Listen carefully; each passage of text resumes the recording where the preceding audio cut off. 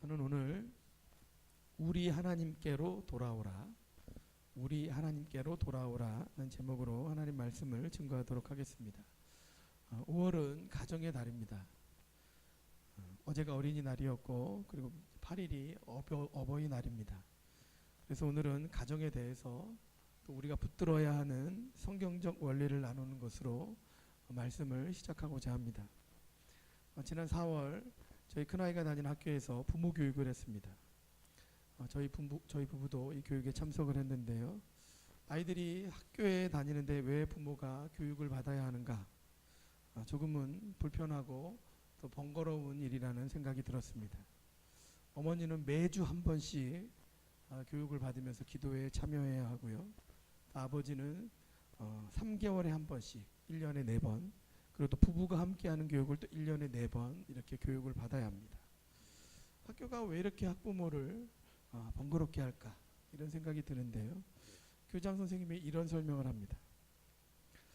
지금 우리가 기독교 교육 철학을 가지고 대안교육을 한다는 것은 공교육이 무너졌기 때문이라는 겁니다.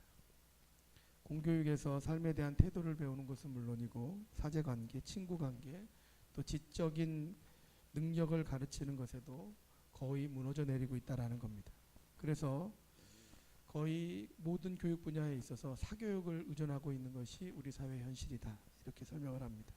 어느 정도 알고 있었고 또 공감이 되는 내용입니다. 그런데 저는 그 다음 이야기에 정신이 번쩍 들었습니다. 어떤 표현을 하시냐면요, 공교육이 무너졌는데 그렇다면 교회 학교 교육은 괜찮은가? 교회의 신앙교육은 괜찮은가? 이 질문을 하는데 저는 정신이 번쩍 들었습니다. 교회의 신앙교육, 이게 다른 사람의 이야기가 아니었던 거예요. 저의 이야기입니다. 우리 교회의 이야기입니다.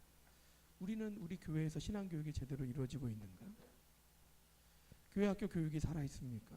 우리가 우리 자녀들을 말씀으로 정말 잘 양육하고 있습니까?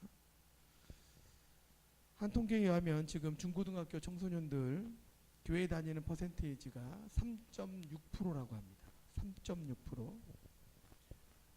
성교학에서는 3% 미만이 되면 미전도 종족이라고 그렇게 분류를 합니다.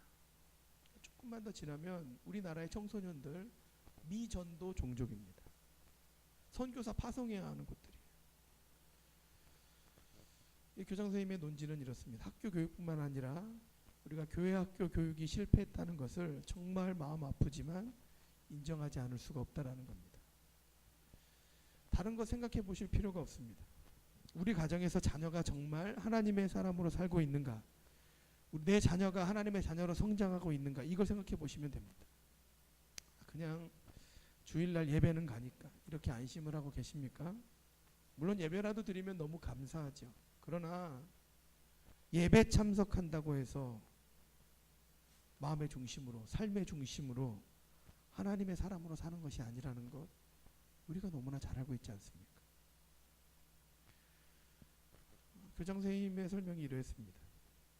이러한 차원에서 생각해 보니까 교육이 아이들만 해서는 되지 않는다는 것을 교육 현장에서 깨달으셨다라는 거예요.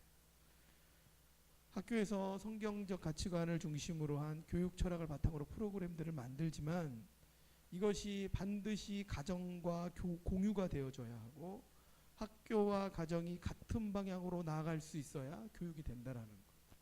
그래서 자녀들뿐만 아니라 부모 교육도 한다라는 것. 아이들뿐만 아니라 부모인 우리도 함께 하나님의 말씀으로 살아가고자 하는 훈련에 동참되어져야 합니다.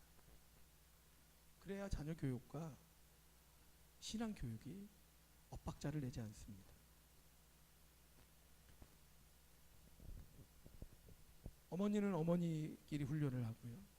또 아버지는 아버지끼리 훈련을 합니다. 그리고 또 부부가 함께 교육을 받는 부부세움학교가 또 따로 있습니다. 지난 4월에 이 부부세움학교에 저희가 참석을 했는데 그때 교육을 받으면서 제가 큰 은혜를 받고 도전을 받았습니다. 그래서 그 교육 중에 일부분을 우리가 5월이 되면 말씀을 나눌 때에 좀 같이 우리 성도님들하고도 나눠야 되겠다, 제가 그 생각을 했거든요. 그날 부부세움학교의 교육의 핵심의 내용은 이것이었습니다. 우리가 가정을 이루고 있는데 가정을 잘 세우기 위해서 우리가 준비된 것이 무엇인가?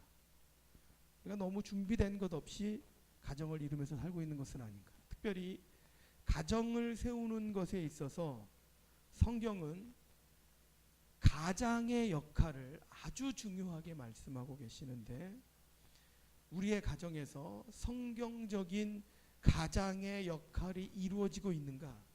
이것을 생각해 보자는 것이었습니다. 사사기에 보면요, 사사기 시대 하나님의 백성이 어려움을 당하는 이유가 무엇입니까?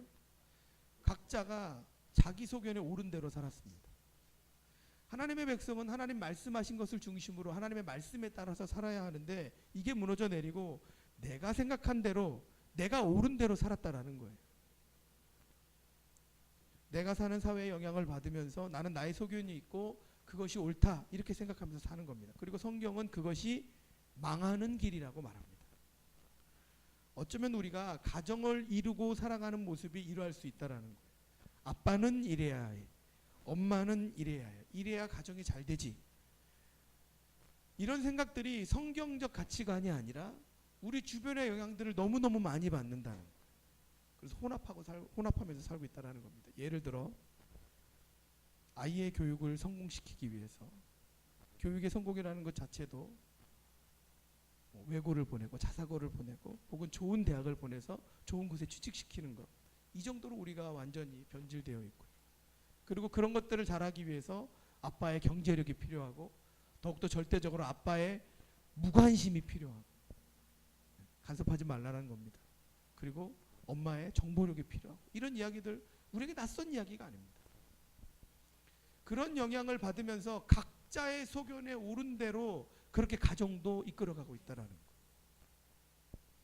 부부세움학교에서 가장 강조된 부분은 가장의 역할입니다. 성경은 가정의 리더자를 누구라고 말합니까? 가장입니다. 아버지입니다. 아버지. 가정에서 리더의 역할, 가장의 역할은 아버지가 하는 것이 성경적인 가치관입니다. 생각해 보세요. 아담과 하와가 에덴 동산에서 범죄했을 때에 하나님께서 누구에게 책임을 물었는지 아십니까? 먼저 따먹은 것은 하와가 따먹었습니다. 그럼에도 불구하고 책임은 누구에게 물으셨냐면 아담에게 물으셨어요. 가장이 가정의 리더가 되어야 하고 아내는 돕는 배필이 되어야 한다는 겁니다. 그러면 가장은 우월하고 그러면 아내는 우월하지 않은 것인가? 그런 의미는 아닙니다. 건강한 가정을 세우기 위해서 성경이 우리에게 가르치는 역할이 그겁니다. 아내는 돕는 역할, 그리고 가장은 아버지가 하는 겁니다. 예를 들어 야구 경기에 투수만 있으면 경기가 되겠습니까? 안 됩니다. 공을 받는 포수도 있어야 합니다. 그러면 투수와 포수만 잘하면 경기에서 이깁니까? 아닙니다. 투수하고 포수가 아무리 잘해도 타자들이 점수를 내지 않으면 아무리 잘해도 비기는 거예요. 가정에서 가장의 역할, 그리고 가장이 잘하기 위해서 돕는 아내의 역할, 이게 반드시 균형 있게 가져야 한다는 겁니다. 누구는 우월하고 누구는 열등하고 이런 개념이 아니에요. 그런데 이 역할을 분배하는 데 있어서 가장의 리더의 역할은 누가 한다? 아버지가 한다는 거예요. 돕는 배필의 역할은 누가 한다? 아내가 한다는 거예요. 그러면 가정에서 가장 중요한 가장의 역할이 무엇입니까? 가장은 가정에서 영적 책임, 영적 권한을 가지는 사람입니다. 가정에서 하나님 말씀을 가르치고 배우자와 자녀들을 축복하는 것, 축복의 권리가 가장에게 있다는 것을 알고 그리고 그렇게 행할 수 있는 것, 이게 가장의 가장 중요한 역할입니다. 여러분 생각해 보세요. 이삭이 야곱을 축복하잖아요. 에서인 줄 알고 속고 축복을 했지만 어쨌든 가장이요, 축복의 권리를 가지고 아들을 축복해 주는 거예요. 그리고 그 야곱도 나중에 자기 아들들을 하나씩 불러서 다 축복해 줍니다. 이 축복권이 누구에게 있습니까? 아버지에게 있는 거예요. 가정에서 말씀을 가르치고 축복하는 권리, 가장인 아버지에게 있는 겁니다. 그것을 중심으로 가정이 세워져야 한다는 겁니다. 목사님 그걸 쑥스럽게 어떻게 하냐고, 지금 그렇게 사는 집이 어디 있냐고. 그게 얼마나 쑥스러운 일인지 저도 압니다. 지금 많은 사람들이 그렇게 살고 있지 않은 거 저도 압니다. 그런데 생각해 보세요. 그렇게 살지 않는다는 건 무엇입니까? 사사기 말씀처럼 각자 자기 소견에 옳은 대로 사는 거예요. 그건 성경에 나와 있는 거지. 우리는 그렇게 못 산다고. 그렇게 못 살아주셔도 돼요. 제가 아까 말씀드린 것처럼 좀 과격한 표현이지만 그냥 망하는 길로 가는 겁니다. 우리는 각자의 소견에 옳은 대로 사는 것이 아니라 성경적 가치관을 붙들고 살자는 겁니다. 곰곰이 생각해 보면요, 가장이 가정에서 영적인 책임을 진다는 것이요, 이게 가장에게 정말 두렵고 떨리는 일입니다. 아주 막중한 책임이에요. 한번 생각해 보세요. 제가 너무 구체적으로 예를 들어서 좀 죄송스럽지만, 저녁에 술 먹고 오셔서 얼굴이 벌개져서 자, 우리 하나님 말씀대로 살자, 이렇게 축복하면 자녀들이 뭐라고 생각을 하겠습니까? 건의가 세워지지 않습니다. 가정이 바로 세워지지 못하는 것은요, 가장 큰 책임이 누구에게 있습니까? 아버지에게 있습니다. 아버지의 책임이 가장 큽니다. 자녀들이 아버지의 권위, 엄마의 권위를 받아들이지 못한다면 그것의 가장 큰 책임은 아버지에게 있는 겁니다. 내가 말씀대로 못 사는데요, 내가 내 아이에게 부여받은 영적 권위를 가지고 자녀와 아내와 자녀를 축복하지 못하는데요, 이게 질서가 잡히지 않는 겁니다. 그런데 정말 더 두려운 것은 그것을 통해서 사단이 우리 가정에 들어온다는 겁니다. 그래서 가정을 무너뜨립니다. 이걸 우리가 두려움으로 받아들여야 합니다. 내가 가장으로서 바로 세워지지 않으면 이건 나만의 문제가 아닙니다. 배우자가 고통을 받고 자녀가 살아가는 방향을 잃어버리게 됩니다. 그리고 지난주에도 말씀드렸던 것처럼 가정이 무너지면 사회도 무너집니다. 또 한 가지 가장에 중요한 책임이 있는데요, 영적인 책임을 지는 것과 함께 가정에 경제적인 책임을 지는 것입니다. 이것이 가장의 역할입니다. 저는 이 부분을 나눌 때에 정말 가슴이 너무 아팠고, 그리고 도전이 되었습니다. 내가 이 부분에 책임을 다하지 못했구나. 개척교회 목회자일지라도 한 가정의 가장인데요, 이 부분에 대해서 내가 책임을 다하지 못했구나 깨달아졌습니다. 이 부분을 위해서 내가 기도해야 되겠다, 이런 결단을 하게 됩니다. 그런데 이게 저뿐만이 아니라 우리 포도나무 교회에 속한 모든 가장들에게 이건 속한 문제입니다. 물론 지금 우리 사회가 혼자 벌어서 살 수 있는 그런 사회가 아닙니다. 그럼에도 불구하고 돕는 배필의 역할과 그리고 가장의 역할은 있는 것입니다. 이 중심이 깨지지 않아야 합니다. 이것이 성경적인 가르침입니다. 이런 경제적인 부분에 대해서 어려움이 없도록 가장들이 경제적인 책임을 다할 수 있도록 저도 함께 기도하도록 하겠습니다. 우리가 함께 결단해야 합니다. 가정에서 가장이 경제적인 역할을 해주지 못하면 가정이 흔들리는 겁니다. 가장은 영적인 책임과 또 경제적인 책임을 다할 수 있도록 하나님 앞에 나아가서 엎드려야 합니다. 책임은 가장에게 있는 겁니다. 가장의 어깨가 무겁습니다. 무겁기 때문에 하나님은 그것을 가장이 짊어지라고 하는 겁니다. 부부세움 학교를 하면서 실천사항으로요, 아버지 선포문을 읽게 합니다. 4월 한 달 동안은 거의 매일 이것을 혼자 자기가 읽고 읽은 날마다 스티커를 붙이라고 스티커 붙이는 걸 나눠줬어요. 저도 매일 그 숙제를 하고 있습니다. 이제 5월 달로 넘어왔는데 5월 달에는 부부가 같이 아버지 선포문이 있고 어머니 선포문이 있는데 이걸 같이 읽는 거예요. 저희가 아직 안 했네요, 이거는. 그래서 오늘 제가 교육받은 것이기는 하지만 아버지 선포문을 같이 한번 좀 읽어봤으면 좋겠습니다. 아주 짧습니다. 아주 짧습니다. 우리 아버지들만 아버지 선포문 1 하면 제가 이렇게 같이 한번 읽어보도록 하겠습니다. 같이 1. 나는 가장이다. 2. 나는 하나님이 세우신 가정을 위해 부르심 받은 가장이다. 3. 나를 세우신 하나님은 내가 그 일을 해낼 능력을 예비하셨다. 4. 시작. 나는 하나님으로부터 가족을 축복할 축복권을 부여받은 가장이다. 5. 이 축복권으로 아내와 자녀들을 축복하는 것은 가장인 나의 책무이다. 매일매일 이걸 읽고 숙제를 합니다. 어머니 선포문도 있습니다. 이건 이제 우리 어머니들이 같이 한번 좀 읽어보셨으면 좋겠는데 큰 소리를 읽어주셔야 합니다. 같이 읽겠습니다. 시작. 1. 내 남편 2.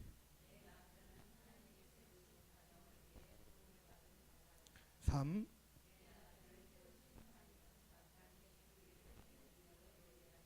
4.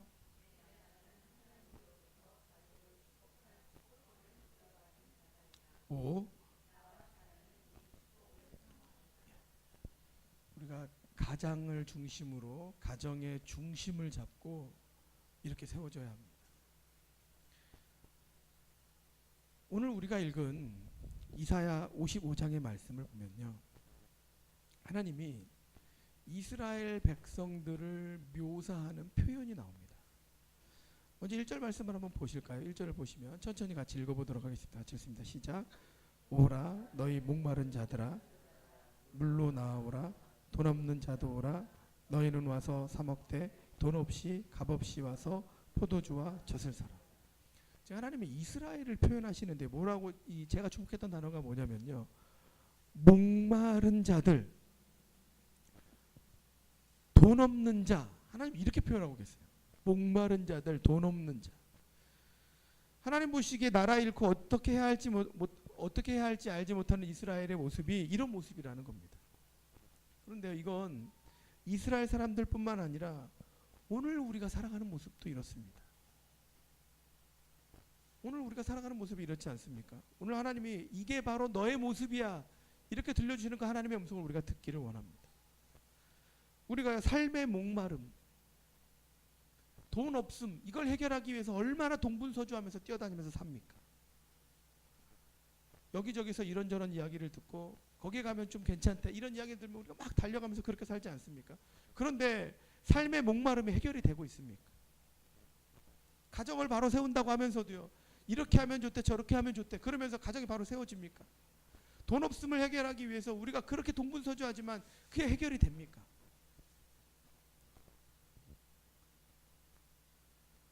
요한복음 7장에 보면 이런 목마름에 대해서 예수님이 가르침을 주십니다. 요한복음 7장 37절 38절 말씀을 보시면요, 우리 같이 이 구절 한번 읽어보실까요? 같이 읽도록 하겠습니다. 시작.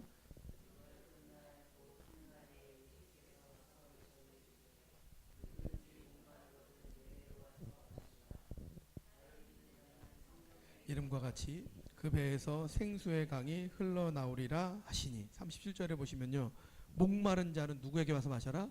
내게로 와서 마셔라. 38절에 보시면 나를 믿는 자는 그 배에서 생수의 강이 흘러나오리라. 예수님은요, 다른 곳에서 기웃기웃하지 말라고 말씀하세요. 거기에서 삶의 목마름이 해결되는 게 아니라는 거예요. 여기 가면 내가 조금 더 편안할까? 내 마음이 편할까? 여기 가면 내 안식처가 될까? 아니요, 그런 곳은 있지 않아요. 오로지 예수님에게만 안식처가 있어요. 삶의 목마름은 돈 없음이 해결되는 것도 다른 곳에 있지 않아요. 주님 앞에만 나와야 합니다. 우리가 이 구절을 보면서 좀 주목해봐야 하는 단어가 있는데요, 37절 앞에 보시면 명절 끝날이라는 단어가 있습니다. 지금 예수님이 이런 가르침을 주시는 때가 언제냐면요, 유대인들이 지키는 절기인 초막절이 끝나는 때입니다. 그러니까 출애굽을 기억하면서 텐트 치고 광야에 나가서 사는 것을 기억하는 그런 절기입니다. 이걸 우리가 이해하기 쉽게 그냥 이게 표현해 보면 뭐냐면요, 교회로 치자면 부흥회 한 거예요. 며칠 동안. 그런데 부흥회를 했는데 여전히 뭐가 있냐면 목마름이 있다라는 거예요. 어떤 종교적인 행위를 열심히 했는데 그럼에도 불구하고 목마름이 가시질 않는 거예요. 예배를 드렸는데도 영적인 갈증이 해결이 되지를 않아요.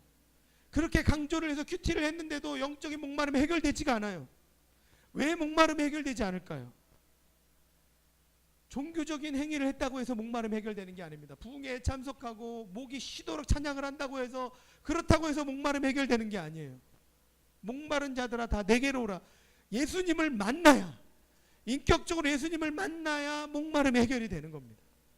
예수님이 나의 모든 것이 되십니다. 예수님께서 십자가에 죽으셨을 때 내 죄가 죽었습니다. 예수님이 나를 사랑하셔서 나를 대신해서 죽으셨습니다. 이 감격이 나에게 밀려져 와야 합니다. 그래야 그때부터 목마름이 해결이 됩니다. 엄마를 찾는 아기에게는요, 장난감을 줘도 먹을 걸 줘도 그 목마름이 채워지지가 않습니다. 엄마에게 안겨야 합니다. 엄마의 냄새를 맡으면서 안정감을 누려야 합니다. 그래야 아기에게는 목마름이 해결되는 겁니다. 그거하고 똑같습니다. 우리가 예수님 앞에 나아가야 합니다. 예수님을 만나야 합니다. 그래야 내 목마름이 해결되는 겁니다. 이런 목마름과 돈 없음을 해결하는 것에 대해서 이사야서는 뭐라고 말하고 있습니까? 오늘 우리 이사야서 본문 55장 2절 3절에 보시면요, 2절 3절 말씀 같이 한번 읽어보실까요? 천천히 같이 읽겠습니다. 시작. 너희가 어찌하여 양식이 아닌 것을 위하여 은을 달아주며 배부르게 하지 못할 것을 위하여 수고하느냐? 내게 듣고 들을지어다. 그리하면 너희가 좋은 것을 먹을 것이며 너희 자신들이 기름진 것으로 즐거움을 얻으리라. 3절. 너희는 귀를 기울이고 내게로 나와 들으라. 그리하면 너희의 영혼이 살리라. 내가 너희를 위하여 영원한 언약을 맺으리니 곧 다윗에게 허락한 확실한 은혜니라. 먼저 2절을 보시면요, 우리의 현실을 지적하십니다. 너희가 지금 너희 현실이 뭐냐면 진정한 양식이 아닌 것을 위해서 은을 다뤄주고 있다라는 거예요. 배부르지 못할 것을 위해서 수고하는 것, 그게 우리 삶의 현실이라는 거예요. 저희가 여기저기 기웃기웃하는데 그런데 해결되지 않아요. 진정한 양식이 아닌 것을 위해서 우리가 갖고 있는 것들을 다 지불하고 있는 거예요. 배부르지도 못할 것을 위해서 수고를 합니다. 애를 쓰고 뭐 이렇게 하긴 하지만 나에게 남는 게 없어요. 그럼 하나님 어떻게 하라고 하시는 겁니까? 내게 듣고 들을지어다. 내게 듣고 들을지어다. 하나님께 나와서 하나님이 뭐라고 말씀하시는지 하나님의 말씀과 음성에 귀 기울이라는 거예요. 다른 것에 기웃기웃하면 그게 살 길 같지만 그게 살 길이 아니라는 거예요. 목마름, 돈 없음 근본적으로 해결하기 위해서는 하나님 앞에 나오라는 겁니다. 3절에 보시면 표현이 더 구체적으로 나옵니다. 너희는 귀를 기울이고 내게로 나와 들으라. 그러면 어떻게 됩니까? 이 구절이 중요합니다. 너희 영혼이 살리라. 내 영혼이 사는 길은요, 다른 것에 있지 않아요. 내게로 나와 들으라. 하나님께 나와서 하나님의 말씀을 듣고 하나님의 음성에 귀를 기울여야 그것 때문에 사는 거예요. 이사야의 이 말씀이 이스라엘 백성들에게 전해질 때요, 이스라엘은 바벨론의 포로로 잡혀와 있는 상황입니다. 지금 너무 막막합니다. 삶의 목마름이 해결되지 않아요. 우리가 고향에 돌아갈 수 있을까? 나라를 다시 찾을 수 있을까? 하나님 우리를 버리신 건가? 우리로 치자면 내 삶에 소망이 있을까? 내 인생 끝난 것 아닌가? 나에게 새로운 길이 열려질까? 난 희망이 없어. 이런 절망의 마음이 지배하는 때입니다. 그런데 하나님 뭐라고 하시는 겁니까? 귀를 기울이고 내게로 나와라. 하나님께로 나와라. 그러면 영원히 산다라는 거예요. 우리가 사는 길 심플합니다. 하나님께 나오면 돼요. 하나님께 돌아오면 됩니다. 하나님께 나와야 산다는 내용은요, 6절 7절 55장 6절 7절에 보면 더 구체적으로 나옵니다. 6절 7절 말씀 같이 한번 읽어보실까요? 6절 7절 같이 읽겠습니다. 시작. 너희는 여호와를 만날 만한 때에 찾으라. 가까이 계실 때에 그를 부르라. 7절. 악인은 그의 길을, 불의한 자는 그의 생각을 버리고 여호와께로 돌아오라. 그리하면 그가 긍휼히 여기시리라. 우리 하나님께로 돌아오라. 그가 너그럽게 용서하시리라. 7절을 보세요. 중간에 여호와께로 돌아오라. 그러면 어떻게 하신다는 거예요? 그가 긍휼히 여기시리라. 돌아오기만 하면 긍휼히 여기신다라는 거예요. 우리 하나님께로 돌아오라. 그러면 너그럽게 용서하시리라. 우리가 살 길이 무엇입니까? 하나님께로 돌아가는 겁니다. 3주 전에 우리 이효석 집사님이 찬양 인도하시면서 여호와께 돌아가자 이런 찬양을 이렇게 인도를 하셨는데요. 저도 그때 처음 불러본 찬양입니다. 제가 이 찬양을 찾아보니까 이 찬양의 영어로는 제목이 Love Never Fails입니다. 사랑은 실패하지 않는다, 이런 이제 뜻인데요. 근데 저희 나라에서 불려지고 있는 대부분의 찬양곡들이 번역된 곡들입니다. 그래서 저는 이 찬양이 번역된 곡인 줄 알았는데 찾아보니까 번역된 곡이 아니에요. 우리나라에서 직접 만들었습니다. 우리나라 사람이. 근데 거기에 노랫말에 보면 이런 노랫말이 나옵니다. 여호와께 돌아가자. 우린 돌아서도 그는 변치 않는다. 생각해 보세요. 하나님이 돌아서시는 게 아니에요. 내가 돌아선 겁니다. 내가 돌아서서 하나님을 등진 것이지 하나님이 등지신 게 아니에요. 그런데 그럼에도 불구하고 내가 하나님께로만 돌아가면 변치 않는 하나님은 우리를 받아주신다는 거예요. 용서하시고 너그럽게 품어주신다는 거예요. 여호와께 돌아가자. 또 뭐라고 표현한다냐면요, 우린 넘어져도 그 사랑 변치 않는다. 우리 날마다 넘어지잖아요. 우리의 연약함으로 하나님 앞에서 날마다 넘어지잖아요. 그럼에도 불구하고 하나님의 사랑은 변치 않는다는 거예요. 제가 그 찬양 부를 때에 하나님이 저에게 큰 은혜를 부어주셨습니다. 그런데 이 7절 말씀을 잘 보시면요, 우리가 하나님께 돌아갈 때 반드시 해결해야 하는 것들이 있습니다. 그게 무엇입니까? 7절을 잘 보시면 악인은 그 길을, 불의한 자는 그의 생각을 어떻게 해야 합니까? 버리고. 악인은 그 길을, 불의한 자는 그 생각을 버리고 하나님께 돌아가야 한다는 거예요.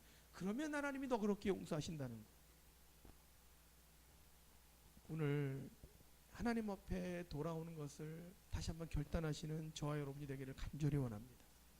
목마름, 돈 없음, 이런 삶의 근원적인 문제들은요, 다른 곳에서 해결되지 않습니다. 하나님께로 돌아와야 해결이 되는 겁니다.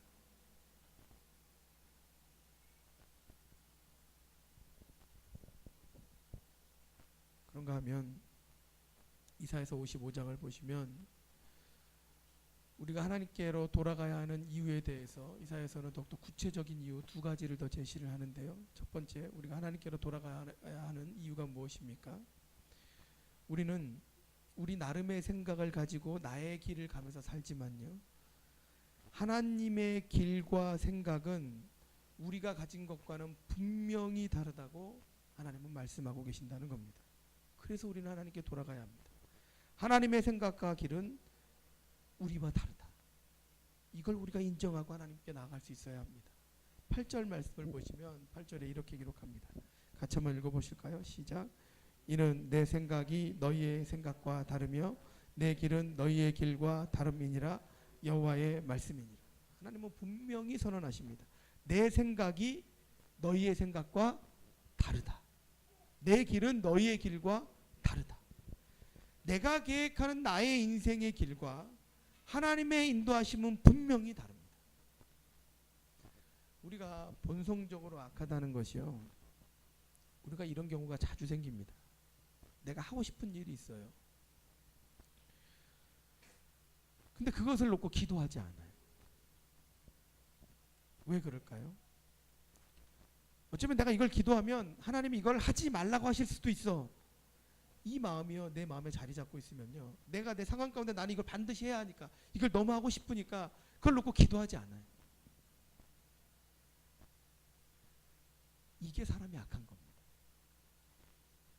내가 내 삶 돌아가는 거 보니까 이건 나에게 반드시 필요한 거고 내가 너무 하고 싶어. 그러니까 이건 묻지 않는 거예요.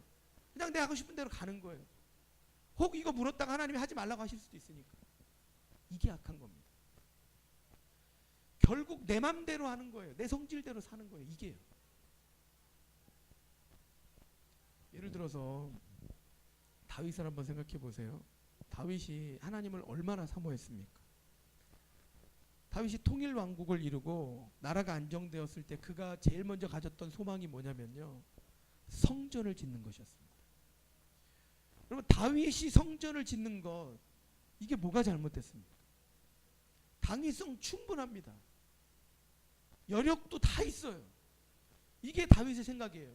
내가 나라도 안정시켰고 재물도 이게 다 갖추고 있고, 그러니까 이제 내가 저 하나님이 계시는 천으로 되어 있는 성막이 아니라 성전을 지어야 되겠다. 이게 다윗의 길과 계획이에요. 자기의 생각이에요. 그런데 하나님의 생각은 달라요. 하나님 뭐라고 하십니까?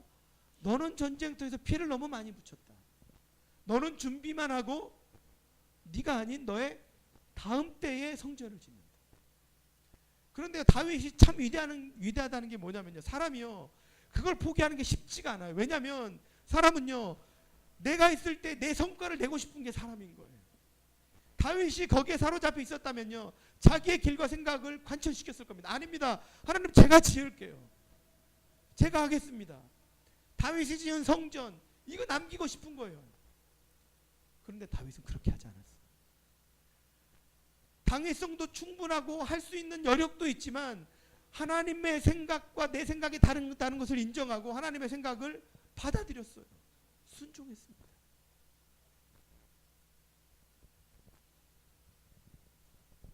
명분과 당위성이 충분하게 있더라도요, 하나님의 생각과 길은 나와 다를 수 있습니다. 우리가 믿음으로 산다는 것은요, 이걸 받아들이는 거예요. 내가 무엇인가를 혼자 다 하고 내가 주목받고 영광을 받아야 합니까? 아닙니다. 때로는 조력자로, 돕는 자로 사는 겁니다. 하나님이 인도하시면 그것에 따라서 그때그때 순종하면서 가는 겁니다. 나는 희망이 없고 나는 소망이 없어. 이제 나는 예루살렘으로 돌아가지 못할 거야. 예루살렘, 이스라엘 사람들은 이 생각에 사로잡혀 있었어요.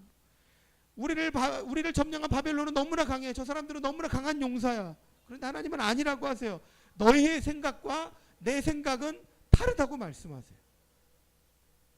이사야서 55장 9절에 하나님 이렇게 표현하십니다. 9절 말씀 같이 한번 읽어보실까요? 같이 읽습니다. 시작. 이는 하늘이 땅보다 높음같이 내 길은 너희의 길보다 높으며 내 생각은 너희의 생각보다 높음이니라. 하늘이 땅보다 높음같이 하나님의 길과 생각은 우리의 생각과 길과 다른 겁니다. 우리가 이걸 인정해야 합니다. 하나님이 막으실 때에 이해가 되지 않아도 멈출 수 있는 결단이 우리에게 필요합니다. 다윗이 사울왕 죽일 수 있지만요, 옷자락만 자르잖아요. 하나님이 길을 여시면 너무너무 막막해도 또 나아갈 수 있는 담대함이 필요해요. 애굽의 뒤에 애굽 군대가 다가오고 앞에는 홍해가 있지만 그러나 하나님이 가라고 하시니까 담대하게 발을 내딛는 거예요. 그래야 홍해가 갈라지는 겁니다. 하나님이 가지 말라고 하실 때는 믿음으로 갈 수 있는 힘이 있음에도 불구하고 가지 않고, 너무너무 막막하지만 하나님이 가라고 하실 때에는 나의 생각이 하나님의 생각과 다름을 인정하고 발을 내디디면서 가는 거예요. 이게 믿음의 삶입니다. 이게 하나님의 길과 생각이 다른 것을 인정하는 믿음의 삶이에요. 오늘 우리가 하나님 앞에 그렇게 살기를 원합니다. 두 번째로 우리가 하나님께로 돌아가야 하는 이유가 무엇입니까? 하나님의 말씀은 반드시 성취되기 때문입니다. 하나님은요, 하나님 말씀하신 것에 대해서는요, 반드시 이루시는 분입니다. 우리의 생각과 다르실 수는 있지만 하나님은 하나님 말씀하신 것을 반드시 이루십니다. 10절 11절에 보시면 이것에 대해서 오늘 이사야서 말씀은 이렇게 기록합니다. 같이 읽어보실까요? 시작. 이는 비와 눈이 하늘로부터 내려서 그리로 되돌아가지 아니하고 땅을 적셔서 소출이 나게 하며 싹이 나게 하여 파종하는 자에게는 종자를 주며 먹는 자에게는 양식을 줌과 같이. 11절. 내 입에서 나가는 말도 이와 같이 헛되이 내게로 되돌아오지 아니하고 나의 기뻐하는 뜻을 이루며 내가 보낸 일에 형통함이니라. 11절에 보시면 뭐라고 기록합니까? 내 입에서 나가는 말은 헛되이 내게로 되돌아오지 않고 나의 기뻐하는 뜻을 이루며 내가 보낸 일에 형통함이라. 내 입에서 나가는 말은 헛되이 내게로 돌아오지 않는다. 나의 기뻐하는 뜻을 이룬다. 우리가요, 하나님의 음성을 듣는 훈련을 하는 그 이유가 무엇입니까? 우리에게 말씀하신 분이 하나님이 분명하시다면요, 우리가 하나님의 음성을 들을 때마다 내가 내 생각을 들은 것이 아니라, 사단이 주는 생각을 들은 것이 아니라 하나님이 나에게 말씀하신 것이 분명하다면, 내가 하나님의 음성을 분명히 들었다면 꼭 기억하시기 바랍니다. 하나님의 그 말씀하신 것은요, 반드시 이루어집니다. 왜요? 하나님이 말씀하셨기 때문에. 왜 우리가 그토록 하나님의 음성에 귀를 기울이면서 그렇게 하나님 앞에 나아가는 겁니까? 하나님이 말씀하신 것이 분명하다면 하나님이 반드시 이루시기 때문에 그래요. 그래서 하나님이 뭐라고 말씀하시는지 거기에 귀를 기울이는 겁니다. 우리에게 들려오는 소리가 얼마나 많습니까? 우리가 여기저기 얼마나 기웃기웃합니까? 그런데 그게 중요한 게 아니에요. 거기에는 삶의 목마름을 해결할 근원적인 것들이 없습니다. 지금 하나님이 뭐라고 말씀하시는가, 거기에 그것에 우리가 귀를 기울여야 합니다. 내가 너를 회복시켜 줄 거야? 하나님 말씀하시면요, 반드시 하나님은 그 말씀하신 것을 이루세요. 그래서 우리가 그 하나님의 음성에 귀를 기울이는 겁니다.